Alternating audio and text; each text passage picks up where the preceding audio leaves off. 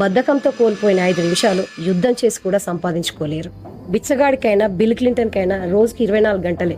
వాళ్ళు దాన్ని యూటిలైజ్ చేసుకునే విధానాన్ని బట్టే సొసైటీలో వాళ్ళ స్థానం ఏంటో నిర్ణయించబడుతుంది. ఒక తెలివిగలవాడు తన టైంని ఒక ప్లానింగ్తో సక్సెస్ రీచ్ అవ్వడానికి యూజ్ చేసుకుంటాడు. అట్ ద సేమ్ టైం ఒక మూర్ఖుడు ఇతరుల గురించి మాట్లాడుతూ వాళ్ళు చేసిన పనులను కామెంట్ చేస్తూ తన టైం వేస్ట్ చేసుకుంటాడు. ఒక్క మాటలో చెప్పాలంటే టైం మీ చేతిలో ఉన్న ఒక గొప్ప ఆయుధం. దాన్ని మంచి కోసం వాడుకుంటారా, చెడు కోసం వాడుకుంటారా అనేది మీ విజ్ఞత. బద్ధకంతో కోల్పోయిన 5 నిమిషాలు యుద్ధం చేసి కూడా సంపాదించుకోలేరు. బిచ్చగాడికైనా బిల్ క్లింటన్కైనా రోజుకి 24 గంటలే. వాళ్ళు దాన్ని యూటిలైజ్ చేసుకునే విధానాన్ని బట్టే సొసైటీలో వాళ్ళ స్థానం ఏంటో నిర్ణయించబడుతుంది. ఒక తెలివిగలవాడు తన టైంని ఒక ప్లానింగ్తో సక్సెస్ రీచ్ అవ్వడానికి యూజ్ చేసుకుంటాడు. అట్ ద సేమ్ టైం ఒక మూర్ఖుడు ఇతరుల గురించి మాట్లాడుతూ వాళ్ళు చేసిన పనులను కామెంట్ చేస్తూ తన టైం వేస్ట్ చేసుకుంటాడు.